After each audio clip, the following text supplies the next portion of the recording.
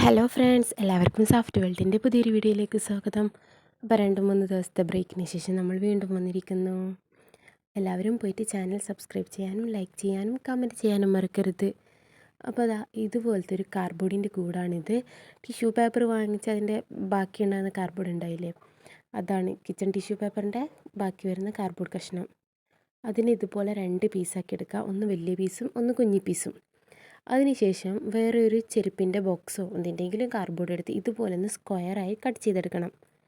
ഇനി നമ്മൾ നേരത്തെ മുറിച്ച് വെച്ച റൗണ്ട് കാർഡ്ബോർഡിൻ്റെ കൂട് അതിൻ്റെ ഒരു ഭാഗത്തേക്ക് പശ തേച്ച് ഇതുപോലെ ഒന്ന് ഒട്ടിച്ചു കൊടുക്കുക. ഇപ്പോൾ തന്നെ നമ്മൾ എന്താണ് ഉണ്ടാക്കാൻ പോകുന്നതെന്ന് ആർക്കെങ്കിലും മനസ്സിലായിട്ടുണ്ടെങ്കിൽ കമൻറ്റ് ചെയ്യണം. ഓക്കെ, 2 മിനിറ്റ് ഒന്ന് ഇതുപോലെ ഹോൾഡ് ചെയ്യണം, എന്നാൽ മാത്രമേ അതൊന്ന് സെറ്റായിട്ട് കിട്ടുകയുള്ളൂ. ഇനി അതിലേക്ക് കംപ്ലീറ്റ് ആയിട്ടൊന്ന് ബ്ലാക്ക് കളർ ആക്രിലിക് പെയിൻറ്റ് അടിച്ചു കൊടുക്കാം. ഒരു വലിയ ബ്രഷ് എടുത്ത് തന്നെ അടിച്ചോ, കുഞ്ഞു ബ്രഷ് ആയാലും കുറേ സമയം അടിച്ചു കൊടുക്കണ്ടേ. വലിയ ബ്രഷ് ആകുമ്പോൾ പെട്ടെന്ന് തന്നെ കഥ കഴിയും, ഈസി ആയിട്ട് പെട്ടെന്ന് അടിച്ചെടുക്കാൻ പറ്റുന്നേ ഉള്ളൂ. പിന്നെ ബ്ലൂ കളർ തന്നെ അടിക്കണമെന്നൊന്നും നിർബന്ധമില്ല, നിങ്ങൾക്ക് ഏത് കളറാണോ ഇഷ്ടം ആ കളർ അടിച്ചു കൊടുക്കാം.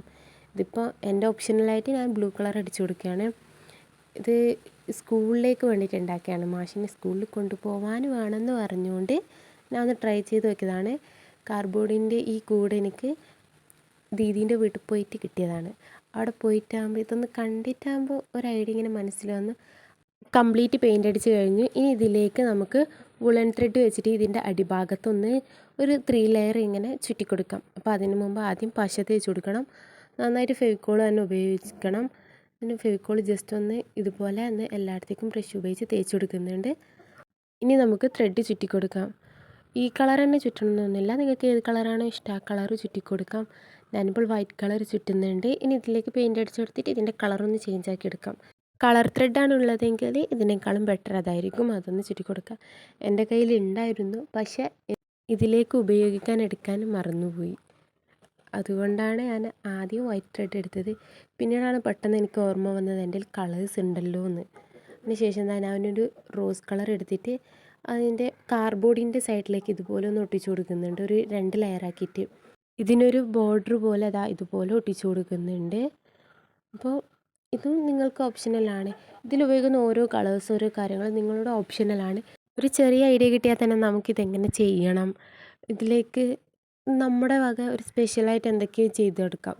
ഇപ്പോൾ എനിക്കിങ്ങനെ തോന്നി, ഇനി നിങ്ങൾ ചെയ്യുമ്പോൾ ഇതിലും ഡിഫറെൻ്റായിട്ട് നിങ്ങൾക്ക് ചെയ്യാൻ പറ്റും. ഓരോന്ന് ചെയ്യുമ്പോൾ ഇതിന് പകരം അത് ചെയ്യുമ്പോൾ അങ്ങനെ ഓരോരോ ഐഡിയ കിട്ടും. ഞാനിപ്പോൾ ഇവിടെ ഇതുപോലെ ത്രെഡ് ഒട്ടിച്ച് കൊടുത്തിട്ടുണ്ട്.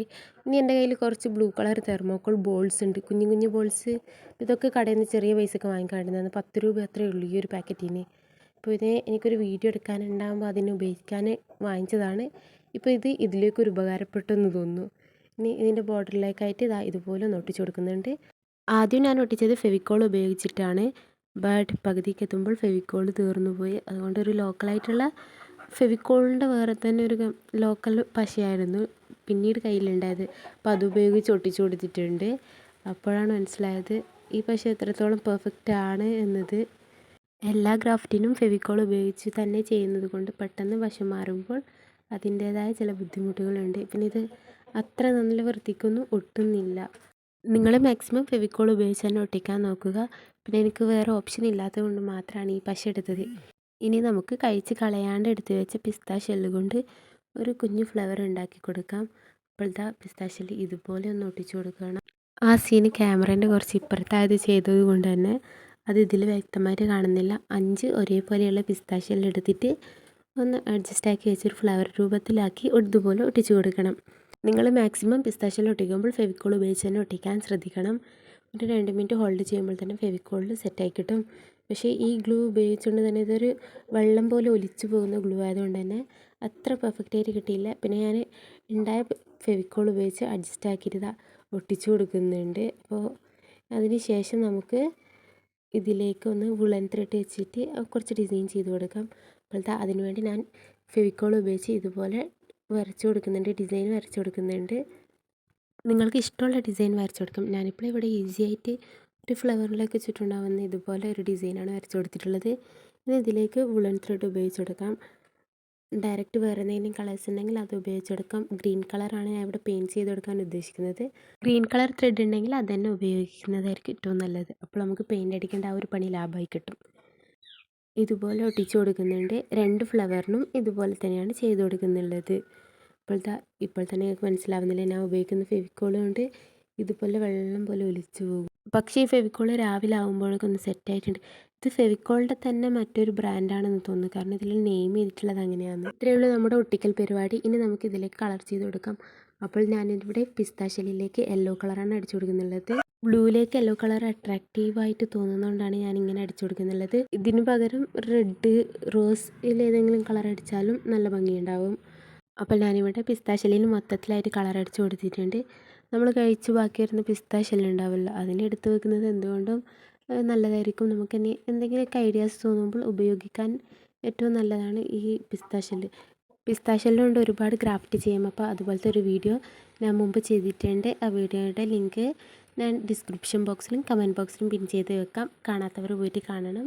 ഇപ്പോഴത്തെ നമ്മൾ ഡിസൈൻ ചെയ്തതിലേക്ക് ഞാൻ ഗ്രീൻ കളർ അടിച്ചു കൊടുക്കുന്നുണ്ട്. പിന്നെ താഴ്ഭാഗത്തായിട്ട് ചുറ്റിയ വുളൻ ത്രെഡിലേക്ക് റെഡ് കളറും അടിച്ചു കൊടുക്കുന്നുണ്ട്.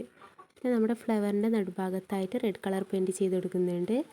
അവസാനം നമ്മളെപ്പോഴും ചെയ്യുന്നത് പോലെ ഹൈലൈറ്റ് ചെയ്യാൻ വേണ്ടിയിട്ട് സിൽവർ കളറ് മെറ്റാലിക് പെയിൻ്റ് അടിച്ചിട്ട് ഇതുപോലെ ഒന്ന് ഹൈലൈറ്റ് ചെയ്ത് കൊടുക്കുന്നുണ്ട്.